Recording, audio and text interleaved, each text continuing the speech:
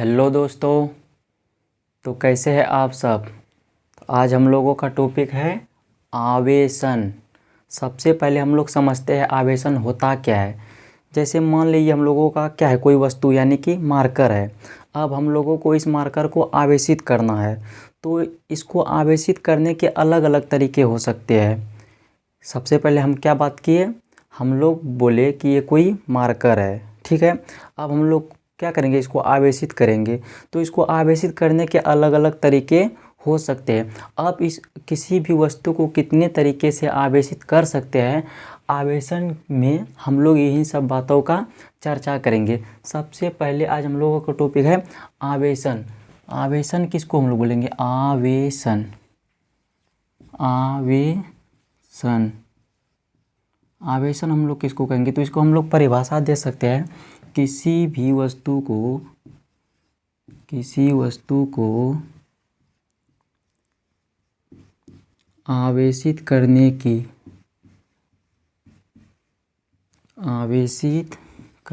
की प्रक्रिया को क्या कहते हैं, आवेशन कहते हैं। आवेशन कहते है। तो हम लोग आवेशन किसको कहेंगे, तो किसी वस्तु जैसे हम लोग कोई भी वस्तु ले लेंगे, हम लोग उसको क्या करेंगे, आवेशित करेंगे चाहे जिस भी माध्यम से करेंगे, जिस भी तरीके से करेंगे, तो उस आवेशित करने की प्रक्रिया को हम लोग क्या कहेंगे, आवेशन कहेंगे। अब हम लोग किसी भी वस्तु को दो तरह से आवेशित कर सकते हैं। इसके कितने विधि हो सकते हैं आवेशन के, इसके दो विधि हो सकते हैं। कौन कौन सा विधि हो सकता है, पहला हो सकता है संपर्क द्वारा आवेशन, संपर्क द्वारा आवेशन। और दूसरा विधि इसका क्या होता है, प्रेरण द्वारा आवेशन। प्रेरण द्वारा आवेशन। किसी भी वस्तु को हम लोग दो तरीके से आवेशित कर सकते हैं। किन किन तरीकों से, पहला संपर्क द्वारा आवेशन और दूसरा प्रेरण द्वारा आवेशन। अब संपर्क द्वारा आवेशन दो प्रकार से होता है। कौन कौन से, एक होता है घर्षण द्वारा आवेशन, घर्षण द्वारा आवेशन, और दूसरा होता है चालन द्वारा आवेशन, चालन द्वारा आवेशन। यानी कि किसी भी वस्तु को हम लोग दो तरह से आवेशित कर सकते हैं, पहला संपर्क द्वारा और दूसरा प्रेरण द्वारा। अब संपर्क द्वारा भी हम लोग संपर्क द्वारा आवेशन हम लोग किसी वस्तु को दो तरह से कर सकते हैं, पहला घर्षण द्वारा और दूसरा चालन द्वारा। अब हम लोग समझेंगे कि घर्षण द्वारा आवेशन क्या होता है। घर्षण द्वारा आवेशन, घर्षण द्वारा आवेशन। तो हम लोग देखे हैं कि सबसे पहले हम लोग क्या किए थे, लेक्चर नंबर फर्स्ट में क्या किए थे, हम लोग एक रेशम का कपड़ा लिए थे और एक कांच का छड़ लिए थे, उसको क्या कहते हैं, ऐसे ऐसे रगड़े थे। तो हम लोग देखे थे कि कांच का छड़ धन आवेशित हो जाता है और रेशम का कपड़ा ऋण आवेशित हो जाता है।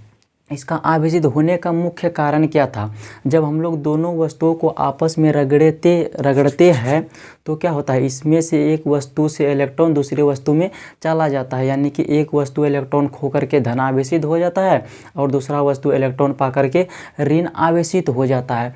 तो इस तरह से वस्तु क्या हो जाता है, आवेशित हो जाता है। सबसे पहले घर्षण द्वारा आवेशन में हम लोग क्या देखेंगे, हम लोग इसका परिभाषा दे सकते हैं। क्या दे सकते हैं, दो वस्तुओं को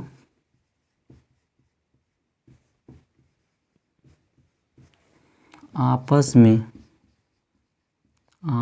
में रगड़ कर आवेशित करना ही क्या कहलाता है, घर्षण द्वारा आवेशन कहलाता है।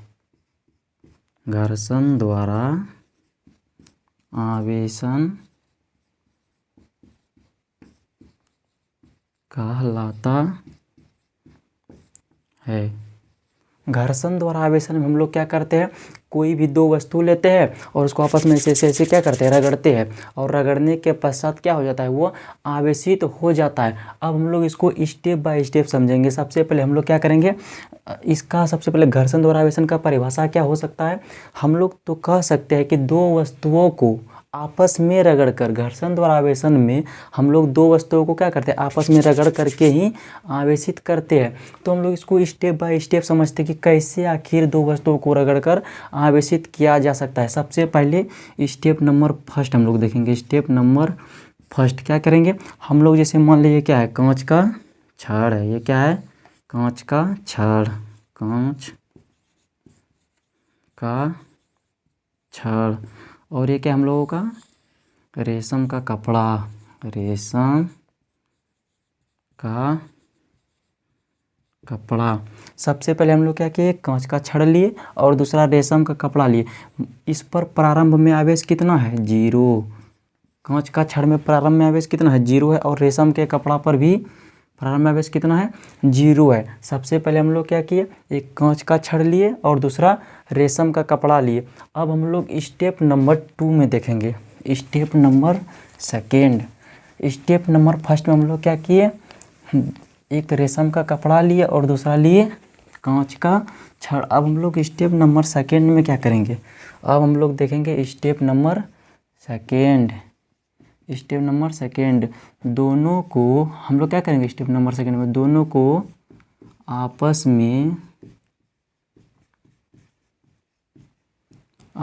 में रगड़ने पर, क्या करने पर, रगड़ने पर। स्टेप नंबर फर्स्ट में हम लोग दो वस्तु लिए, यानी कि कांच का छड़ लिया और रेशम का कपड़ा लिए। और स्टेप नंबर सेकंड में क्या किए, दोनों को आपस में, जैसे मान लीजिए है क्या है, कांच का छड़ है और ये रेशम का कपड़ा है, और ये दोनों को ऐसे ऐसे आपस में क्या करेंगे, सेकंड में रगड़ेंगे। यानी कि स्टेप नंबर सेकंड में दोनों को आपस में रगड़ने पर ये हो गया हम लोगों का कांच का छड़, और ये हम लोगों का हो गया रेशम का कपड़ा। क्या क्या, दोनों को आपस में रगड़ दिए। तो जैसे ही इसको रगड़ेंगे हम लोग देखते हैं कि कांच का छड़ से कुछ इलेक्ट्रॉन कहाँ आ जाता है, रेशम का कपड़ा में आ जाता है। यानी कि यहाँ होता क्या है, इलेक्ट्रॉन का स्थानांतरण। जब दोनों वस्तुओं को आपस में रगड़ते हैं तो क्या होता है, कुछ इलेक्ट्रॉन कांच के छड़ से कहाँ चले जाता है, रेशम के कपड़े पर चले जाता है। अब हम लोग स्टेप नंबर सेकेंड, यानी कि स्टेप नंबर सेकेंड हो गया। अब हम लोग स्टेप नंबर थर्ड में क्या करेंगे, सबसे पहले फर्स्ट में एक कांच का छड़ लिए और दूसरा रेशम का कपड़ा लिए, और स्टेप नंबर सेकेंड में क्या किए, दोनों को आपस में रगड़ दिए। अब स्टेप नंबर थर्ड क्या करेंगे, रगड़ने के पश्चात, यानी कि कुछ देर बाद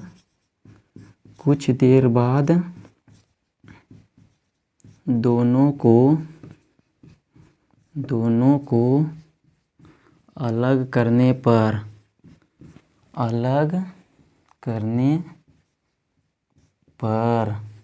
अब हम लोग क्या करेंगे, रगड़ने के बाद दोनों को अलग कर देंगे। जैसे हम लोगों का कांच का छड़ और ये हम लोगों का हो गया रेशम का कपड़ा। तो हम लोग जैसे ही हम लोग जानते हैं कि किसी भी वस्तु में सामान्य अवस्था में, किसी भी वस्तु कहे या परमाणु कहे, सामान्य अवस्था में उसमें नंबर ऑफ इलेक्ट्रॉन बराबर होता है नंबर ऑफ प्रोटॉन। ठीक है, जैसे ही हम लोग ये दोनों को आपस में रगड़े तो कांच के छड़ से कुछ इलेक्ट्रॉन कहाँ चले गया, रेशम के कपड़ा पर चले गया।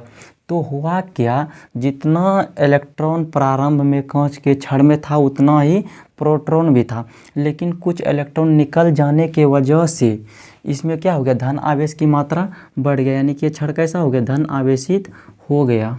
और इसमें भी रेशम के कपड़ा में भी प्रारंभ में जितना इलेक्ट्रॉन था उतना ही प्रोटॉन था, लेकिन हुआ क्या, दोनों को रगड़ने के पश्चात इससे कुछ इलेक्ट्रॉन इसमें आया और इसमें इलेक्ट्रॉन की संख्या प्रोटॉन की अपेक्षा क्या हो गया, बढ़ गया। तो ये कैसा हो गया, ऋण आवेशित हो गया। तो हम लोग क्या करेंगे, सेकेंड स्टेप में हम लोग क्या किया, दोनों को आपस में रगड़ दिए। तो रगड़ने के पश्चात हम लोग देखे कि कांच के छड़ से कुछ इलेक्ट्रॉन कहाँ चले जाता है, स्थानांतरित होकर के रेशम का कपड़ा पर चले जाता है। तो यहाँ कांच का छड़ हो जाता है धन आवेशित और रेशम का कपड़ा हो जाता है ऋण आवेशित। तो हम लोग यहाँ पे देखेंगे कि इसका मान लिए इसका मान लिया कुल आवेश अभी है प्लस क्यू, इसका हो गया माइनस क्यू, यानी कि यहाँ हम लोग कुल आवेश का मान निकालेंगे तो कितना आएगा, कुल आवेश यानी कि प्लस क्यू माइनस क्यू बराबर 0। तो हम लोग यहाँ देखते हैं कि यहाँ कुल आवेश कितना है रगड़ने के पश्चात, प्लस क्यू इसमें है और माइनस क्यू इसमें है, यानी कि प्लस माइनस बराबर कट करके हो गया 0, यानी कि रगड़ने के पश्चात कुल आवेश का मान कितना है 0 है। और रगड़ने के पहले इस पर आवेश का मान देखें तो कांच का छड़ पर कुल आवेश 0 है। यहाँ भी अगर हम लोग कुल आवेश का मान निकाले तो कितना है, कुल आवेश का मान है कितना आएगा, हम लोग देखते हैं कि कांच का छड़ पर आवेश का मान कितना है 0 है, 0 प्लस रेशम का कपड़ा पर भी आवेश का मान कितना है 0, यानी कि 0 प्लस 0 बराबर 0, यानी कि रगड़ने के पहले और रगड़ने के बाद क्या है, कुल आवेश का मान बराबर है। तो हम लोग देखें कि रगड़ने के पश्चात तो वस्तु क्या हो गया, आवेशित तो हुआ। जब हम लोग कांच के छड़ को रेशम का कपड़ा से रगड़े तो क्या हुआ, वस्तु दोनों आपस में रगड़ने के पश्चात क्या हो गया, आवेशित तो हुआ। लेकिन हम लोग यहाँ ये भी देखते हैं कि जितना आवेश रगड़ने के पहले था उतना ही आवेश रगड़ने के बाद है। तो हम लोग यहाँ क्या देखते हैं कि कोई भी नया आवेश हम लोग ना ही उत्पन्न किए ना ही नष्ट किए, हम लोग आवेश का संरक्षण पढ़ चुके हैं। तो हम लोग यहाँ कह सकते हैं कि इस प्रक्रिया में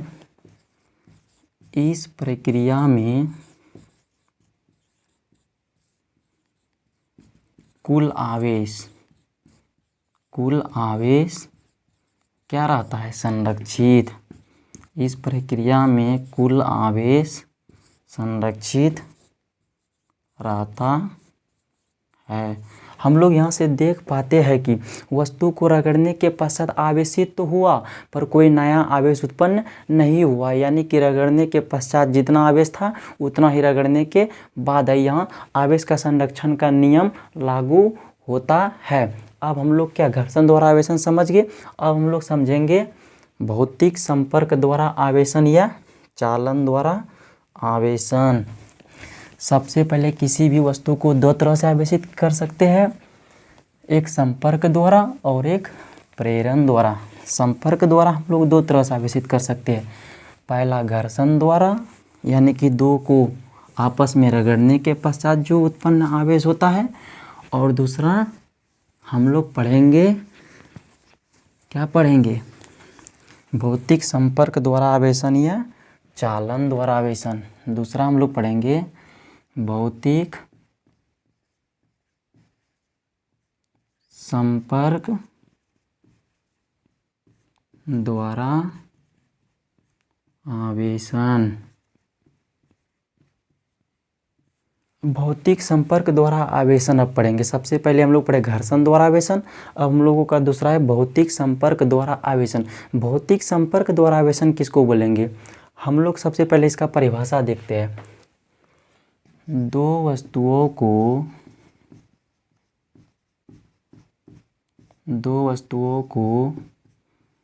भौतिक संपर्क में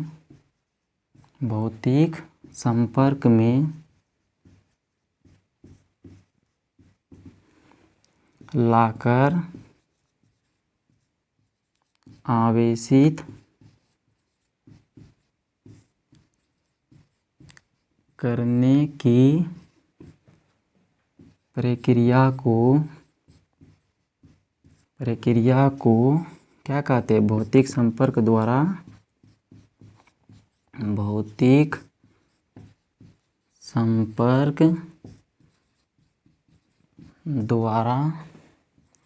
आवेशन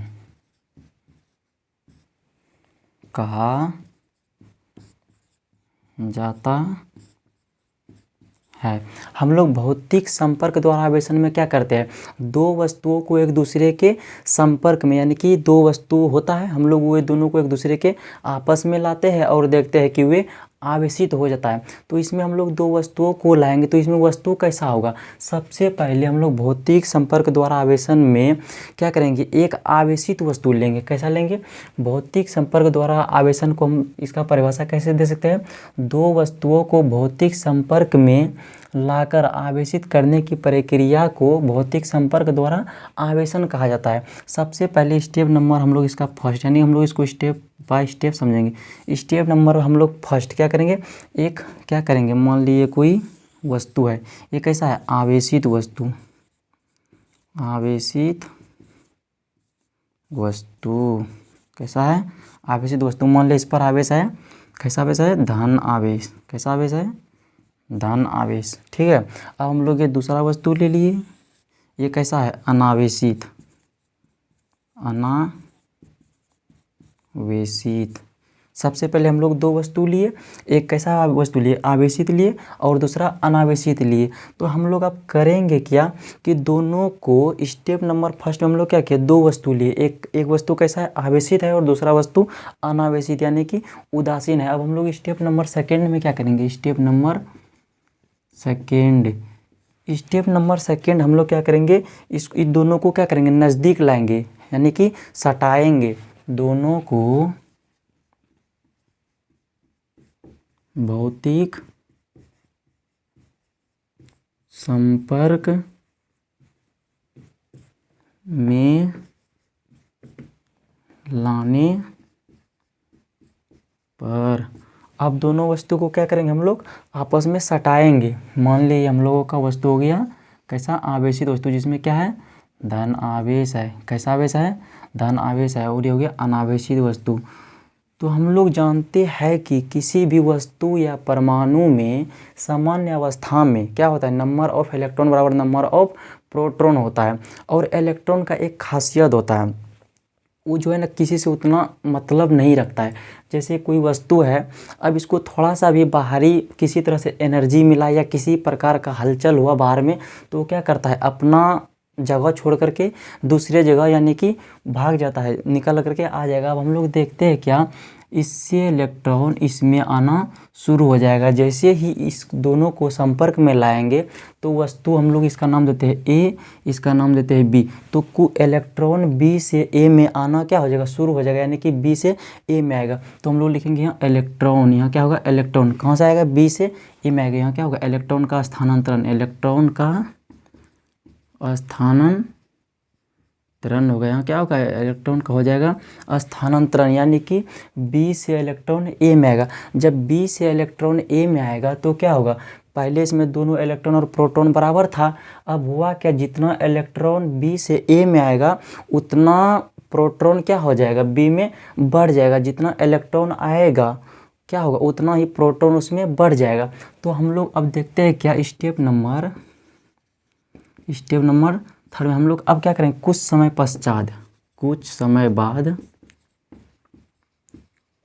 बाद दोनों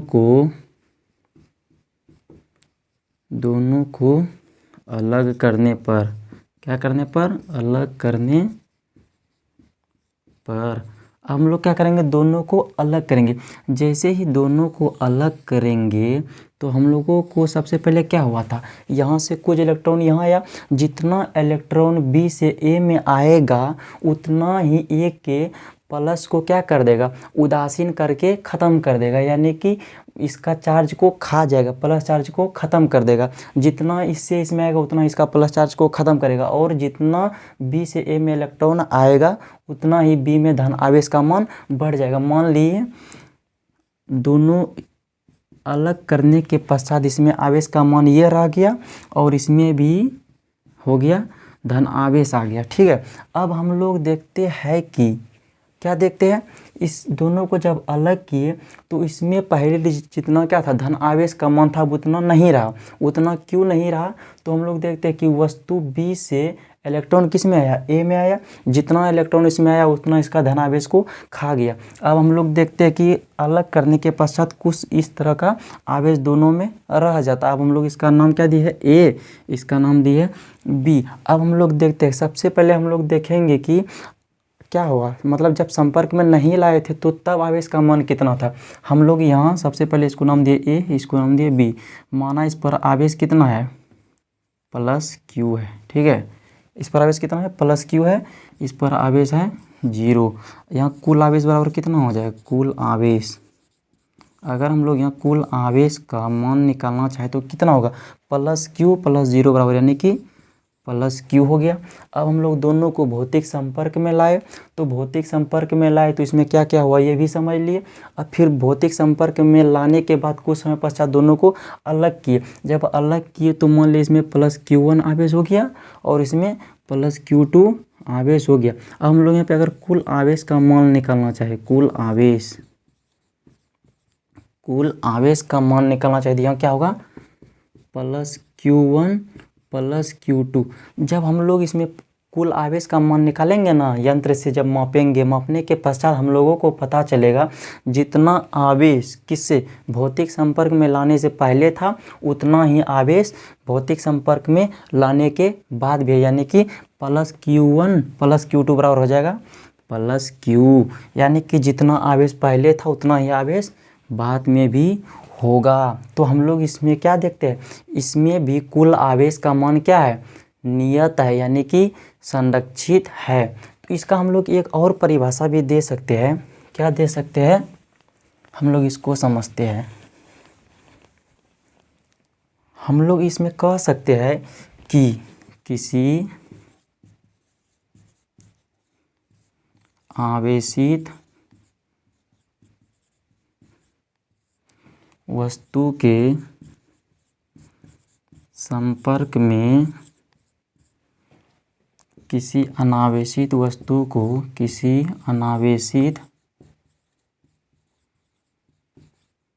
अनावेशित वस्तु को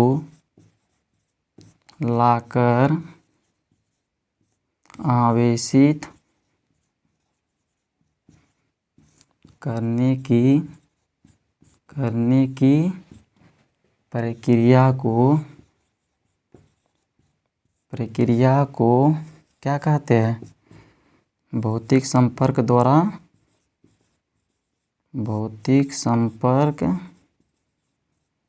द्वारा आवेशन कहा जाता है। हम लोग इसका एक परिभाषा ये भी दे सकते हैं कि किसी आवेशित वस्तु के संपर्क में, यानी कि किसी कोई आवेशित वस्तु हो गया और जिस वस्तु को क्या करना है, जब मान लिया हम लोगों को किसी उदासीन वस्तु को आवेशित करना है तो हम लोग क्या करेंगे, हम लोग इसका परिभाषा दे सकते हैं, किसी उदासीन वस्तु को किसी आवेशित वस्तु के भौतिक संपर्क में लाकर, यानी कि किसी उदासीन वस्तु लेंगे और ये मान लिया मार्कर है और ये आवेशित है, और हम लोगों को जिस वस्तु को, यानी कि जिस अनावेशित वस्तु को आवेशित करना होगा, हम लोग उस वस्तु को क्या करेंगे, इस मार्कर के यानी कि इस आवेशित वस्तु के संपर्क में लाएंगे। तो इस प्रकार से आवेशित करने की प्रक्रिया को हम लोग क्या कहेंगे, भौतिक संपर्क द्वारा आवेशन, और इसी का दूसरा नाम है चालन द्वारा आवेशन। आशा करते हैं कि यहाँ तक समझ में आ गया होगा। अब हम लोग तीसरा नंबर समझेंगे, प्रेरण द्वारा आवेशन। प्रेरण द्वारा आवेशन में क्या होगा, सिर्फ वो कहते ना है इशारा में सब बातें हो गया, कोई टच नहीं कोई कुछ नहीं, लेकिन बातें सब बन गई, तो वही होगा प्रेरण द्वारा आवेशन में। बहुत ही मज़ेदार टॉपिक है प्रेरण द्वारा आवेशन। क्या है, प्रेरण द्वारा आवेशन। अब हम लोगों का नेक्स्ट टॉपिक है प्रेरण द्वारा आवेशन। प्रेरण द्वारा, यहाँ द्वारा कर देंगे, प्रेरण द्वारा आवेशन। प्रेरण द्वारा आवेशन हम लोग किसको बोलेंगे, प्रेरण शब्द से ही हम लोगों को पता चलता है। प्रेरण शब्द का मतलब हुआ कि प्रेरित करना, मतलब उसके संपर्क में, यानी कि उसको टच नहीं करना, उसके संपर्क में नहीं आना, लेकिन उस पर कुछ ना कुछ प्रभाव डालना, इसी को हम लोग बोलते हैं प्रेरण।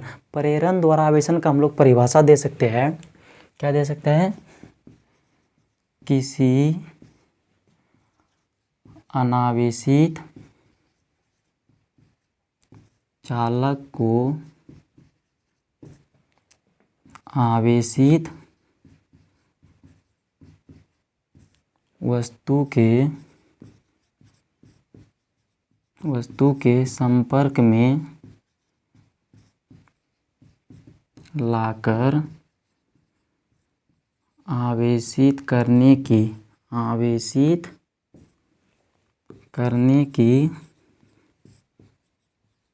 प्रक्रिया को क्या कहते हैं? प्रेरण द्वारा क्या कहते हैं? आवेशन।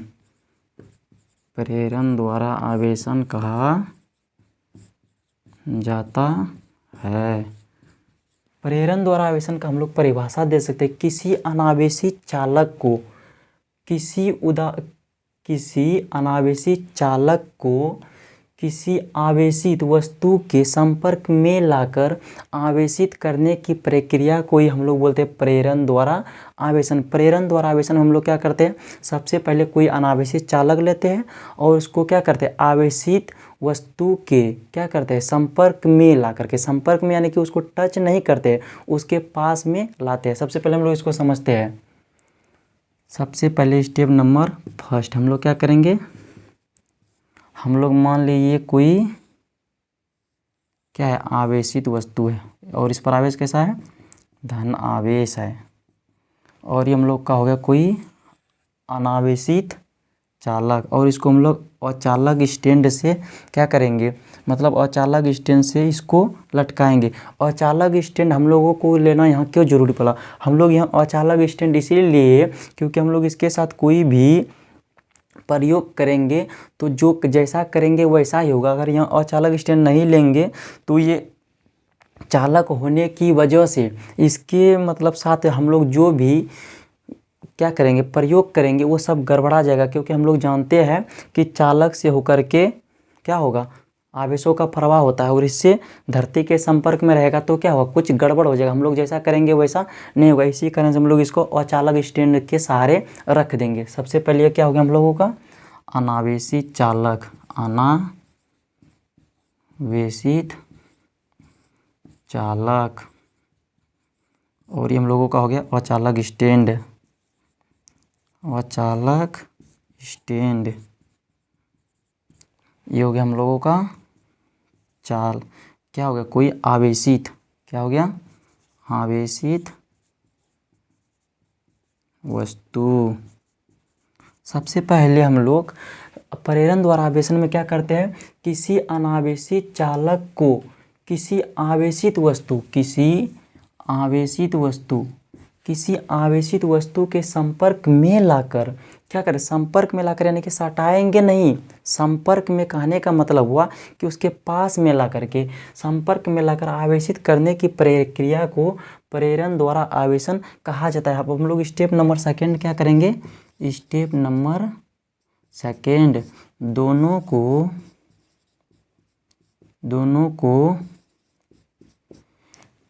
क्या करने पर? दोनों को हम लोग क्या करेंगे? सबसे इसमें सटाएंगे नहीं, दोनों को क्या करेंगे? समीप लाने पर हम लोग ये दोनों को सटाएंगे नहीं, लेकिन समीप लाएंगे यानी कि नज़दीक लाएंगे। अब हम लोग क्या करेंगे? ये जैसे मान लिया हम लोगों का हो गया, क्या हो गया? अनावेशित चालक हो गया। ये हम लोगों का हो गया अनावेशित चालक। ये हो गया हम लोगों का अनावेशित चालक। और ये हम लोगों का हो गया आवेशित वस्तु। इस पर आवेश कैसा है? धन आवेश है। हम लोग अभी तुरंत बात किए हैं कि किसी भी वस्तु में सामान्य अवस्था में नंबर ऑफ इलेक्ट्रॉन बराबर होता है नंबर ऑफ प्रोटॉन। यानी कि जैसे मान लिए ये हम लोगों का वस्तु है, ये जब वस्तु है इसमें क्या होगा? ऐसा होगा plus minus plus minus plus minus, यानी कि प्लस माइनस क्या होगा? बराबर होगा। और इस तरह से होगा प्लस माइनस जहाँ तहाँ होगा। लेकिन अब यहाँ होगा क्या? यहाँ सेम यही कंडीशन, यहाँ प्लस माइनस सब है। लेकिन अब हुआ क्या? जब ये दोनों को क्या कि एक दूसरे के नज़दीक में लाए यानी कि आपस में लाए तो होगा क्या? ये प्लस आवेश क्या करेगा? इसका जो प्लस है ना, इसका प्लस को दूर धकेलेगा।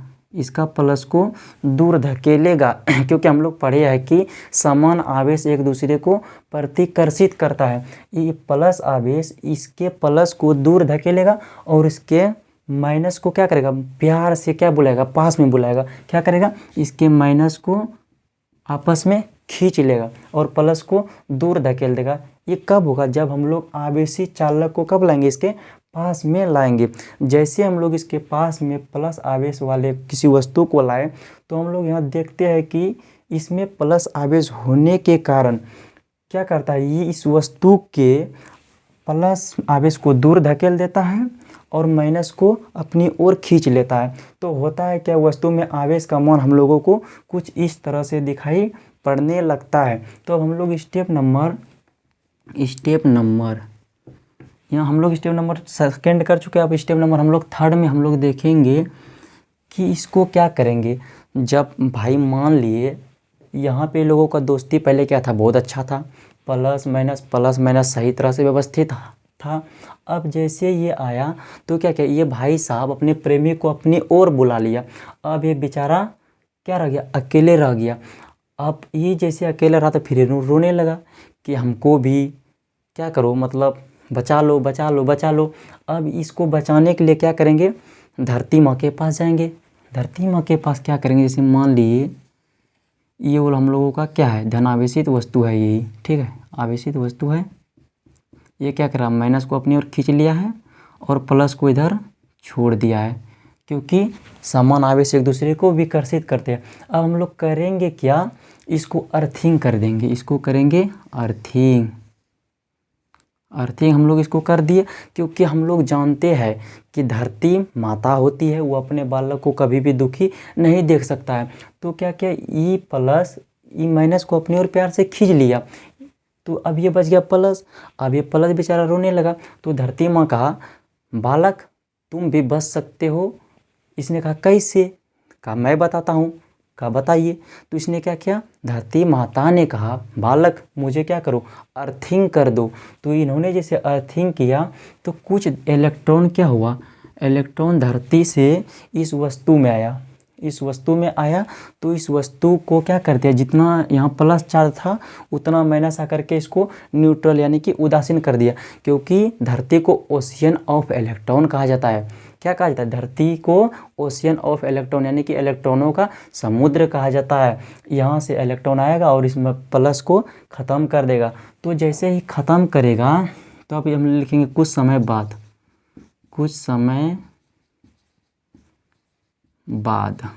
सबसे पहले इसमें जैसे ही अर्थिंग किए तो हम लोग इसको क्या करेंगे, इसमें अभी छेड़खानी नहीं करेंगे, इसको इसके मतलब नज़दीक ही रखेंगे। अगर इसको हटा देंगे तो सब काम गड़बड़ा जाएगा, फिर ये माइनस इधर आएगा, फिर इस प्लस को न्यूट्रल कर देगा। तो हम लोग क्या करेंगे, कुछ समय बाद अर्थिंग को हटाने पर अब हम लोग क्या किए, मान लिए ये धनावेशित वस्तु है। हम कुछ समय बाद अर्थिंग को हटाकर हम लोग कर देंगे, हटाकर क्या करेंगे, हटाकर दोनों वस्तुओं को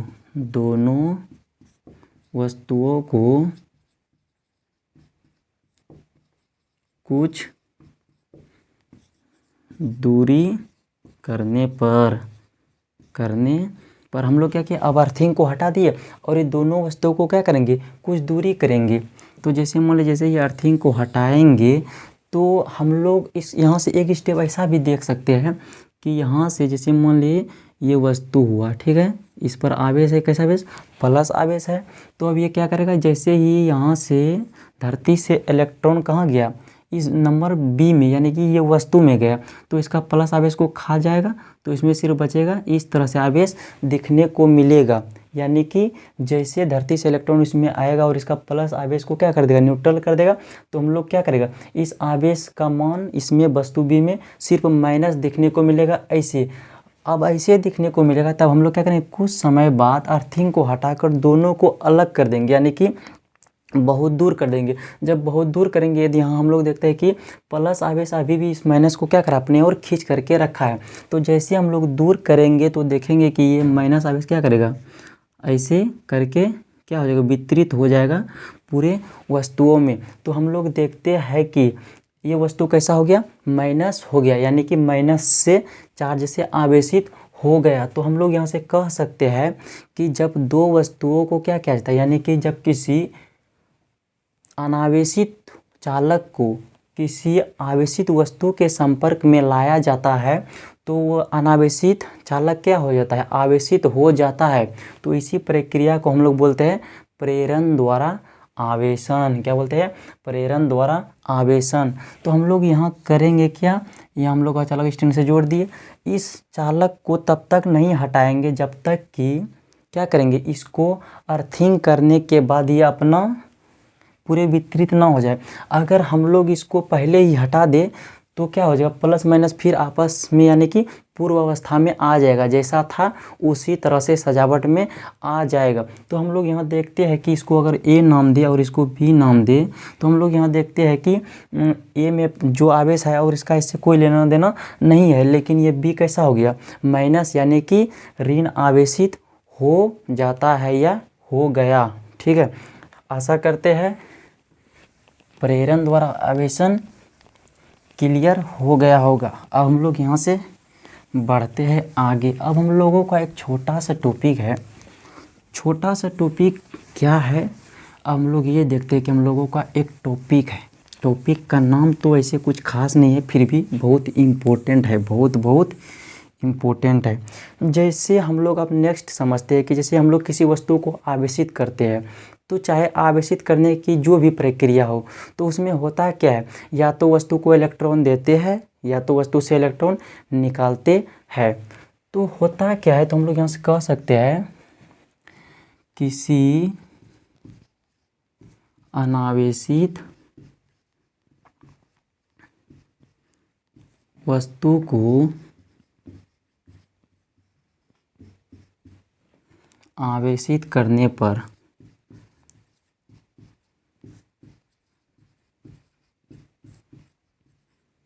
उसका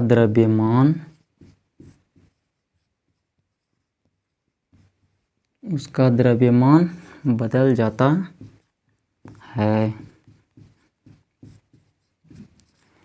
हम लोग यहाँ से समझते हैं कि कोई अनावेशित वस्तु है और हम लोग क्या करेंगे, उसको आवेशित करेंगे।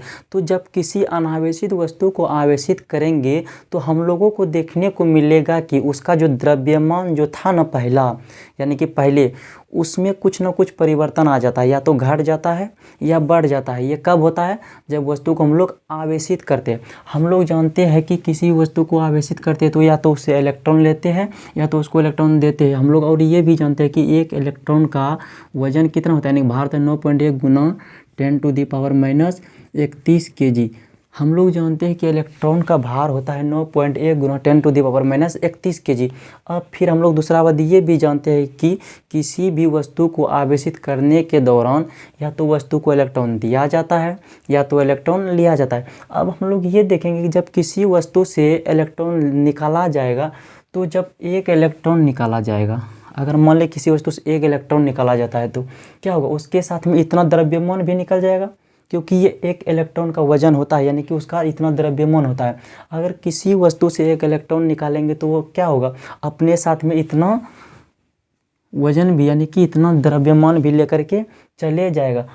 तो हम लोग कह सकते हैं कि किसी वस्तु में या तो इलेक्ट्रॉन निकालते हैं या तो किसी वस्तु को इलेक्ट्रॉन देते हैं तो उसमें द्रव्यमान में परिवर्तन होता है। तो हम लोग यहाँ से कहते हैं, हम लोग यहाँ से क्या कहेंगे, किसी वस्तु को आवेशित करने पर उसका द्रव्यमान में परिवर्तन होता है। मान लिए हम लोगों का क्या है, मान लिए हम लोगों का कोई वस्तु है और इसका द्रव्यमान है m। ये वस्तु कैसा है, अनावेशित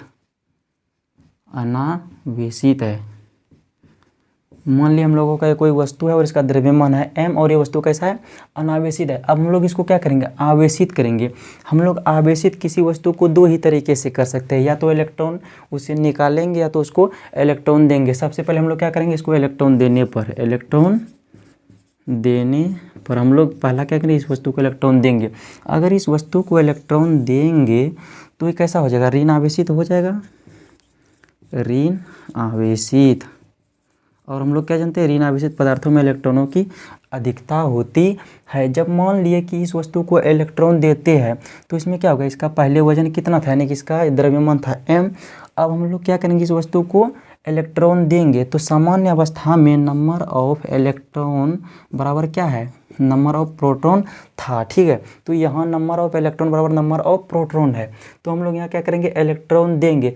जब इलेक्ट्रॉन देंगे तो इलेक्ट्रॉन की संख्या क्या हो जाएगा, प्रोटॉन की संख्या से बढ़ जाएगा।